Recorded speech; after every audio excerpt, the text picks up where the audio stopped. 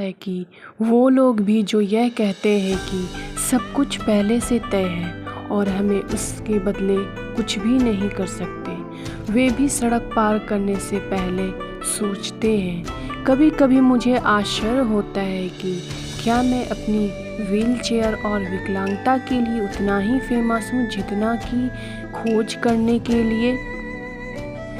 कभी कभी तो ये भी सोचता हूँ कि लाइफ दुखद होगी अगर ये अजीब ना हो तो।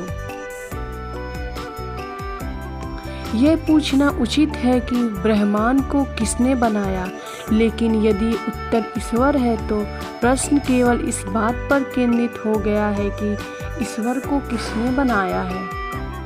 क्या ईश्वर भी सर्वशक्तिमान है? यदि वह है तो क्या इतनी बड़ी चट्टान बना सकते हैं कि उसे उठाना मुश्किल हो?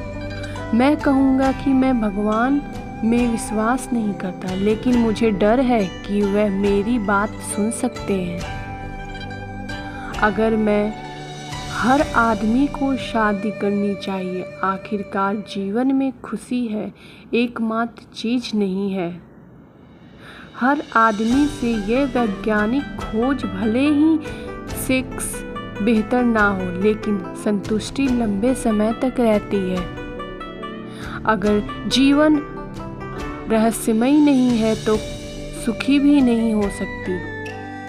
अगर अन्य विकलांग लोगों के लिए मेरी सलाह होगी कि उन चीज़ों पर ध्यान दें जो उन्हें अच्छी तरह से करने से आपकी विकलांगता नहीं हो, और उन चीज़ों के लिए अफसोस ना करें जिन्हें करने से बाधा डालती है और शारीरिक दोनों विकलांगों में मना करती है। मुझे नहीं लगता कि ये जाति अगले 1000 साल बची रह पाएगी जब तक कि हम अंतरिक्ष में ना विस्तार से पहुंच पाएं।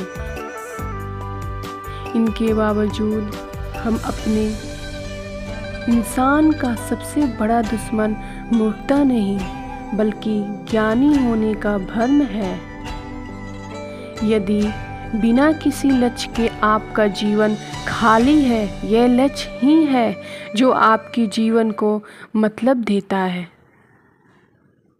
जहाँ जिंदगी जितनी भी कठिन लगे, आप हमेशा कुछ न कुछ कर सकते हैं और सफल हो सकते हैं। मैंने जीवन से यह सीखा है कि जो मिले उसका अधिकांश लाभ उठाओ। यदि आप हमेशा गुस्सा या शिकायत करते हैं तो लोग आपके पास आने से रुकेंगे। मैं बस एक बच्चा हूँ जो कभी बड़ा नहीं हुआ। मैं अभी ये कैसे और क्यों वाले सवाल पूछता रहता हूँ। कभी कभार मुझे जवाब मिल जाता है।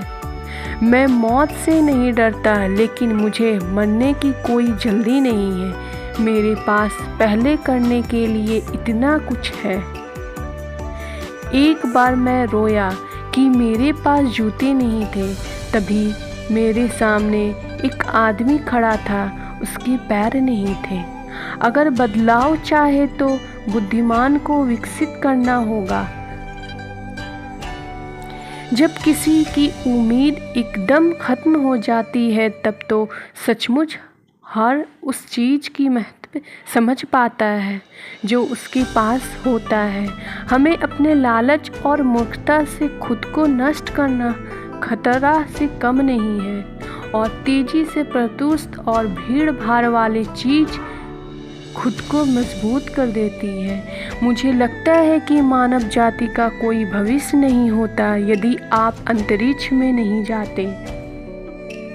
मुझे हमेशा ये गर्व रहेगा कि मैंने ब्रह्मांड को जानने में एक महत्वपूर्ण भूमिका निभाई है। विज्ञान के क्षेत्र में कई नई खोजें की और लोगों को मेरी इस योगदान की प्रशंसा करते हैं।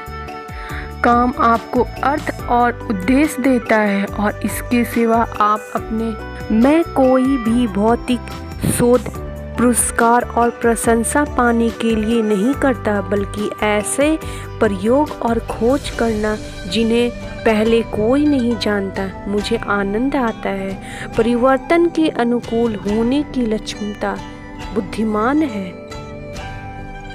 आक्रामकता हर व्यक्ति की सब ज्ञान लोगों को गरीबी और बीमारी से निकाल सकता है और वो बदलने से सामाजिक आस्तिक खत्म कर सकता है।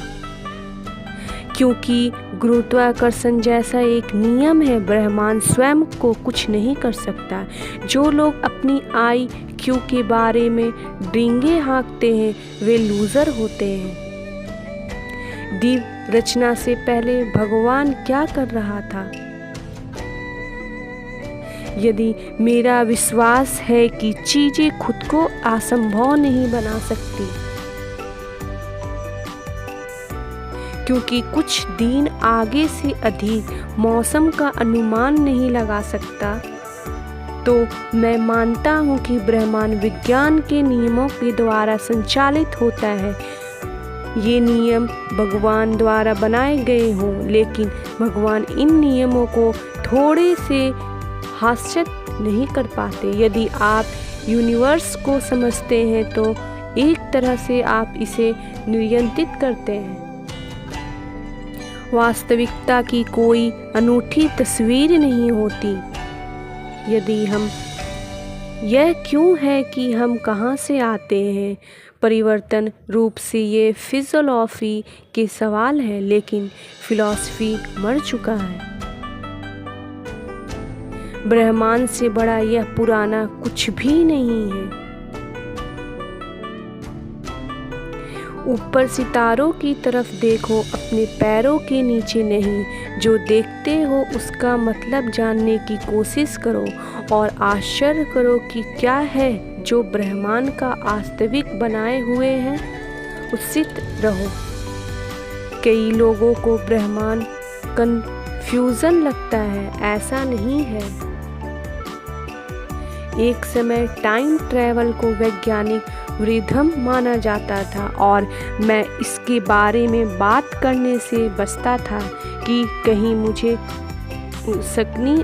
और मैं मानता हूँ कि जिन्हें लाइजिक बीमारी है और वे अधिक पीड़ा है, उनके पास अपना जीवन समाप्त करने का अधिकार होना चाहिए और जो उनकी मदद करे उन्हें अभियोग से मुक्त करना चाहिए।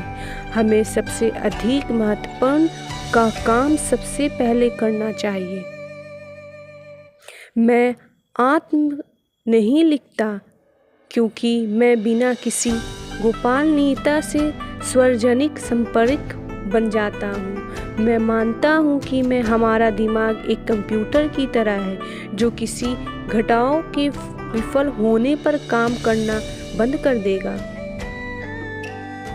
धर्मशास्त्र, आवासिक और विज्ञान केवल तर्क का अनुमान है, बल्कि रोमांस और जुनून का भी है।